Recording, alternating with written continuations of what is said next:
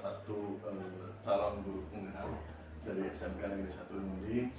Kebetulan ada tugas berkenaan dengan 4 paradigma pengambilan keputusan dan 3 prinsip serta 9 langkah pengambilan keputusan, Bapak. Tidak ada pertanyaan-pertanyaan, Bapak. Yang pertama, selama ini bagaimana Bapak dapat mengidentifikasi kasus-kasus yang merupakan dilema etika atau rujukan moral?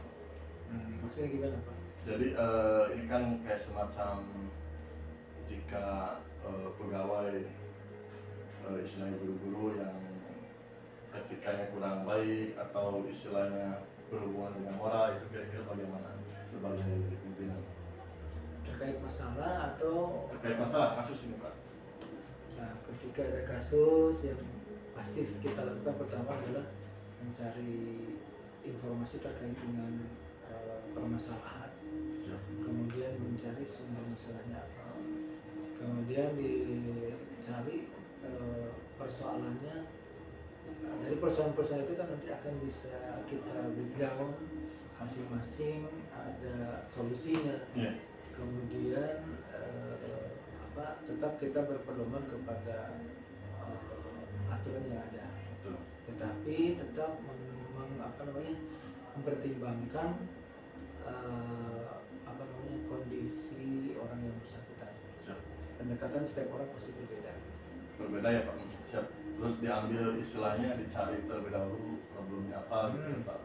Cari problemnya, cari akar permasalahannya, baru ditemukan alternatif permasalahan atau alternatif pemecahan masalahnya yang disesuaikan dengan kondisi orang bersangkutan. Siap, Bapak. Terima kasih. Yang berikutnya, bagaimana Bapak menjalankan pengambilan keputusan di sekolah, terutama untuk kasus-kasus di mana ada 2 kepentingan yang sama-sama benar atau sama-sama mengandung nilai kebajikan. Nah, yang seperti ini dilema ya, Pak. Dilema ya, Pak. Dilema bahwa ada masing-masing punya kelebihan, tetapi yang saya pegang itu selalu, Pak, aturan. Yang pertama aturannya, Pak, ya. Aturan itu yang aturan yang kita pegang itu apa gitu, tergantung persoalannya gitu ya. Persoalan kesiswaan, maka aturan yang dipakai aturan kesiswaan.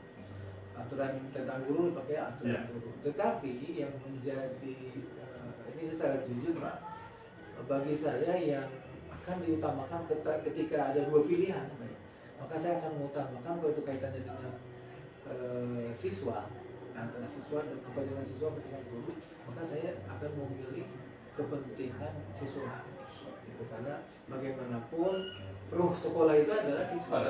Betul. Siap. Yang berikutnya, Pak, langkah-langkah atau prosedur seperti apa yang biasa Bapak lakukan selama ini? Mungkin kembali ke tadi untuk mencari masalah tadi. Sama ya, Pak. Sama, Pak, seperti tadi, Pak. Dari mulai mengenali masalah, kemudian sumber permasalahan.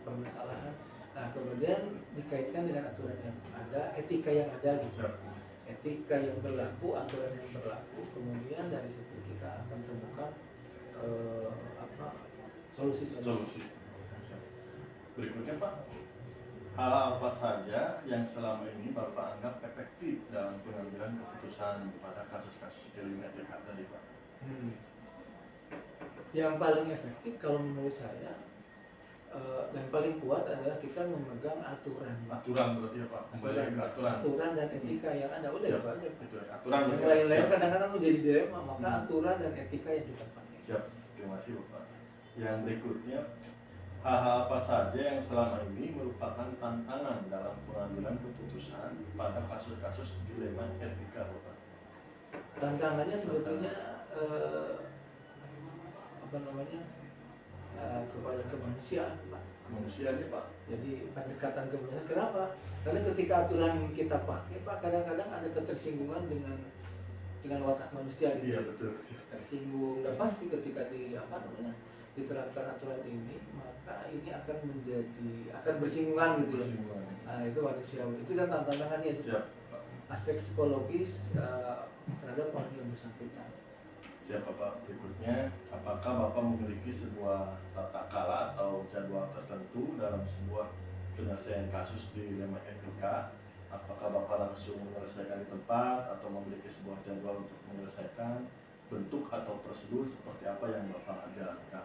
Kalau ini kan karena persoalannya insidental gitu ya, Pak, maka tidak dibuat terjadwal, kecuali di pembinaan ada jadwal Ada jadwal, jadwal pembinaan ada, tetapi yang terkait dengan persoalan etika khusus misalnya itu kan nggak ada, tergantung dari masalahnya kalau itu. Siap.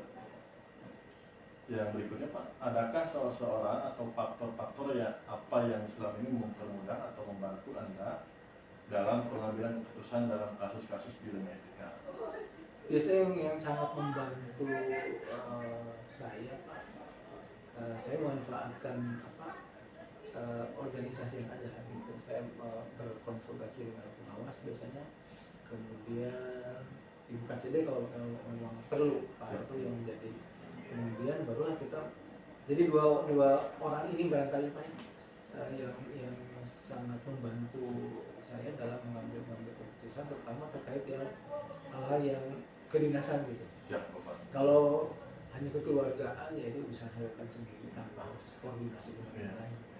Siap. Terakhir Bapak, dari semua hal yang telah disampaikan, pembelajaran apa yang dapat Bapak petik dari pengalaman Bapak mengambil keputusan dilema etika Bapak? Pembelajarannya bahwa ketika menyelesaikan satu masalah, kita nggak bisa melihat dari satu sudut pandang. Jadi ada sudut pandang aturan, sudut pandang sisi kemanusiaan, dan kemudian kepentingan lain gitu. Kepentingan lain itu siswa misalnya atau guru lain yang mungkin bisa terpengaruh. Jadi tidak gampang menyelesaikan masalah dengan satu pilihan, belum tentu. Dan ketika satu masalah itu bisa diselesaikan, diterapkan di orang lain belum tentu bisa. Terima kasih Bapak atas waktunya, luar biasa. Ya, terima kasih. Terima kasih Pak. Ya. Perkenalkan, nama saya Menjadi Jalani. Kebetulan saya dari SMK Negeri 1 Lumajang, salah satu peserta dari pendidikan program guru penggerak Bapak. Nah, kebetulan ada semacam untuk mewawancarai sebagai sampel kepala sekolah pendidikan Bapak. Nah, ini tentang 4 paradigma dan 3 prinsip serta 9 langkah keputusan Bapak. Nah, yang pertama Bapak, pertanyaan pertama atau sebagai wawancara, selama ini bagaimana Bapak dapat mengidentifikasi kasus-kasus yang merupakan dilema etika atau dugaan moral Bapak? Jadi ketika ada kasus baik dari siswa ataupun tenaga guru berkenaan dengan dilema etika atau dugaan moral, ketika ada kasus seperti apa Bapak? Nah, yang dilaksanakan SMP Negeri ketika ada kasus, dan alhamdulillah karena saya di sini baru dari bulan Juli, berkaitan dengan tenaga politik dan pendidikan tidak ada masalah. Tidak ada masalah ya Pak. Nah, kalau untuk siswa, penanganan kasus itu awalnya saya menyerahkan dulu kepada wali kelas. Wali kelas. Saya yang menangani sebagai tanggung jawab juga wali kelas dulu. Nah, setelah itu kalau memang oleh wali kelas tidak ini, ya, artinya belum anak itu ada perubahan. Nah, kami serahkan kepada BK. Nah, ya BK. Nah, BK juga sama. Ya, ketika BK belum tuntas, sehingga sampai memanggil orang tua. Iya, itu solusinya seperti itu. Nah, mungkin kalau dengan orang tua, kalau memang diantaranya di sini Pak, kebanyakan itu anak itu yang ada permasalahan itu adalah kegiatan kaitan dengan kehadiran. Kehadiran Ya, kehadiran. Kalau yang lain alhamdulillah tidak gitu. Itu kehadiran. Ya, di antaranya ada beberapa faktor. Di antaranya itu ada faktor anak itu orang tuanya yang kerja, gitu Pak. Juga ada anak yang kerja juga. Di antaranya ada beberapa orang yang sudah kerja. Untuk uang saku semua. Nah, iya, itu di antaranya kalau yang kerja yang itu yang dokter. Dan ditinggal itu yang Iya, orang tua kemarin ada yang ditinggalkan oleh suaminya, kemudian pernah kerja, terus membiayai sampai ya 2 orang anak. Nah, jadi kata dia jadi giliran ngasuh katanya, ngasuh adiknya katanya begitu. Itu diantaranya juga anak ya sudah beberapa kali dijemput apa sudah sama BK sama wali kelas, itu juga sama Pak. Nah, ada juga itu memang broken juga, itu ditinggalkan oleh orang tuanya nikah lagi, suaminya nikah lagi, jadi rumahnya dengan kakaknya. Nah itu diantaranya. Ya, berarti intinya permasalahan itu pada saya sama ya Pak, iya. siswa atau apa tadi. Siap Pak. Iya. Yang kedua, selama ini bagaimana Bapak menjalankan pengambilan keputusan di sekolah Bapak, terutama untuk kasus-kasus di mana ada dua kepentingan yang sama-sama benar atau sama-sama mengandung nilai kebajikan Bapak. Jadi ketika menemui istilah yang harus diambil keputusan, dua-dua ini benar Pak, itu kira-kira menurut Bapak gimana cara mengambil keputusannya? Berkaitan dengan yang tadi bukan? Bukan. Contoh ada untuk mengambil keputusan seorang Bapak seorang. Ya kalau keputusan dari sini saya ya tahu ya, misalnya ada keputusan berkaitan sekarang dengan renang, ya misalnya. Iya. Jadi begini Pak, ketika renang itu ini meminta guru itu Pak, kalau ini katanya renang itu pengennya berangkat jam 12, istirahat yang kedua, jangan sampai tuntas jam 13. Kenapa demikian? Sebab Pak terlalu sore pulangnya. Ya, nanti ketika renang kan renangnya jauh waktu di Namangi. Nah, ya. Nah, waktu itu oleh saya diberikan kebijakan Pak. Nah, ada bayaran lah. Ternyata ya mungkin ada 2 bulan lah. Kebijakan itu ternyata ada pro dan kontra. Iya, ada pro dan kontra. Jadi ada masukan dari saya Pak. Katanya ini tetap aja Pak, anak-anak pulang jam 13, anak berangkat jam 2:30. Pulang jam sekarang anak jam 12, pulang 20 menit Pak kan. Kalau istirahat tetap aja. Jadi Pak, bagaimana gurunya dan bagi anaknya. Nah kemarin oleh saya dicabut kembali, jadi kembalikan kepada semula kebetulan saya. Jadi mohon maaf Pak, ini apa namanya bagus olahraga, karena tidak efektif. Pada saya tulis seperti itu ya, mohon saya kembalikan lagi di sekolah itu.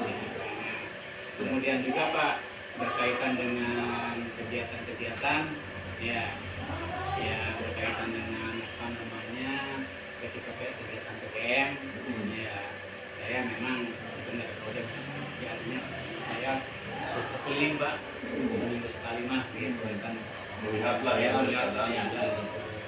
Kemudian ketika ada guru yang ini ya saya ingin itu dengan sama ya agak diskusi ya Pak. Iya, ada dialog lah. Kemudian juga kaitan dengan kegiatan-kegiatan Pak, ya saya memprogramkan di sini yaitu karena basic saya PAI Pak. Ya, saya menanamkan ada ya baca Al-Quran gitu Pak, ada target Pak. Ya ada target. Dan mohon nih kepada Bapak dan Ibu guru nih, ya apa namanya ketika pagi itu harus kompak lah. Gitu. Jadi walaupun Bapak dan bukan guru agama, itu mohon itu untuk 10 menit lah paling mohon dibimbing anak tersebut. Tapi ya ternyata masih ada para guru-guru yang ketika jam pertama nyangka gitu ya. Upaya saya paling saya hanya mengingat. Ya udah mungkin kebijakan yang dilaksanakan ada suatu yang ada banyak itu Pak. Kita agamanya Pak. Ya. Nah, yang ketiga Bapak, langkah-langkah atau prosedur seperti apa yang biasa Bapak lakukan selama ini sebenarnya tadi sudah dijawab Pak. Tahapan-tahapan. Lanjutnya Pak.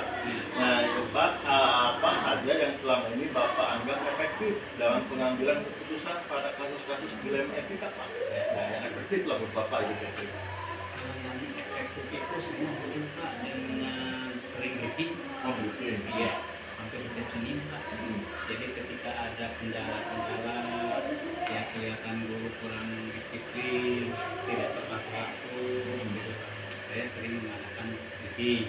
Atau juga kalau ada guru yang berbeda dengan yang lain, dia tuh dialog Pak. Saya Dialog. panggil ya. Tuh. Iya, dengan dialog tupis Pak. Iya. Itu dengan guru tersebut gitu Pak. Jadi saya tidak memberikan hukuman misalnya ini tidak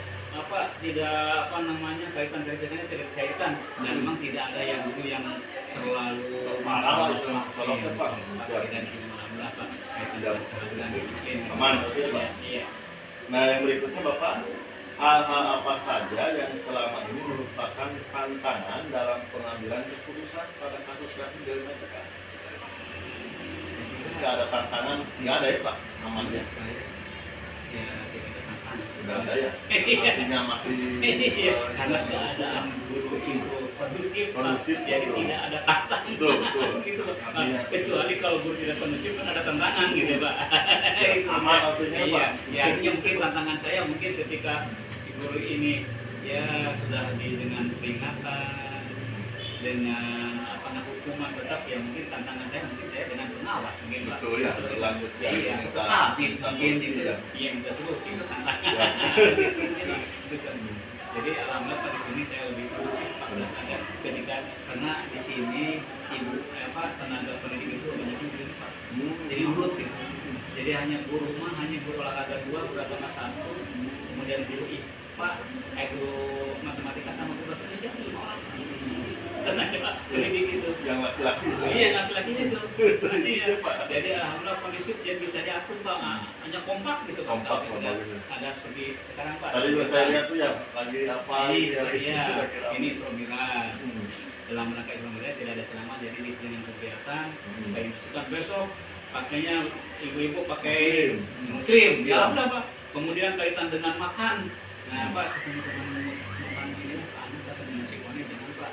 Kurang banyak pungutan-pungutan katanya gitu. Ya, Menjelang mau study tour, study terasi dengan istilahnya. luar biasa Bapak. Jadi jangan katanya begitu. Jadi Pak, sekarang bawa dari guru masing-masing Pak. Yang bawa buah, yang termasuk dari kepala sekolah memberi apa? Jangan panitia guru tuh. Kadarnya Iya, pembawa. itu sekarang saya sudah cek, alhamdulillah pemakanan gitu. Siap Bapak nih, selanjutnya adakah seseorang atau faktor apa yang selama ini mempermudah atau membantu Bapak dalam mengambil keputusan dalam kasus problematika? Jadi yang membantu seorang Bapak kali ini Iya, kalau yang membantu Pak saya sebetulnya saya dengan tahu kasih. Tahu Kasih, ya. Namanya di sini Tahu Kasih itu ada orang. Oh, dua orang Pak? Tahu Kasih secara yang termasuk dalam Terhitung, iya, terhitung. itu kan sekarang kan bertarung sekarang. Betul Pak. Iya. Jadi hanya Tahu Kasih siswaan Dan dengan kurikulum. Tahu Kasih kurikulum. Iya, tapi saya ketika ada suatu permasalahan, ya saya ajak bicara semua gitu. Semua saya kira untuk sharing lah gitu. Siap. Nah, paling ya kaitan dengan yang saya suka sharing itu biasa ketika ini menjelang akhir tahun misalnya sekarang. Ya, ini tolong praktek biasa kita ini. Ya. Kaitan dengan aturannya. Tapi sebelum itu saya tanya dulu kepada siswanya, apa mau nggak pesan rame? Gitu. Iya, betul. Nah, saya berbicara dengan proses ini biasanya berapa, jadi berapa, kaitan dengan pengungutan gimana tekniknya, yang mengutan orang tua, Ya. gitu, Ya. misalnya. Siap. Itu, seperti itu, Siap, Bapak. saya jadi Biasa. dengan cara saya musyawarah. Iya, iya, gitu.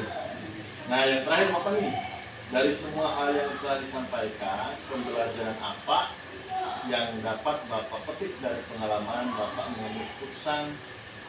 Yang saya bisa petik Pak dalam mengambil keputusan hikmahnya, mungkin Pak, ini di sini, jadi ketika musyawarah itu namanya direspon Pak. Direspon ya? Iya. Jadi Kooperatif ya? iya kooperatif lah begitu. Direspon, kemudian juga menyetujui, tidak ada yang membangkang. Ya. Tidak ada yang susah yang apa Iya, itu. iya gitu. Jadi apa keputusan sekolah itu kemudian juga dilaksanakan. Luar biasa. Oh, ya, dituruti yang dilaksanakan gitu Pak. Gitu ya, caranya gitu. Siap. Sudah selesai Bapak, terima kasih luar biasa. Terima kasih atas waktunya. Ya, cukup. Ya,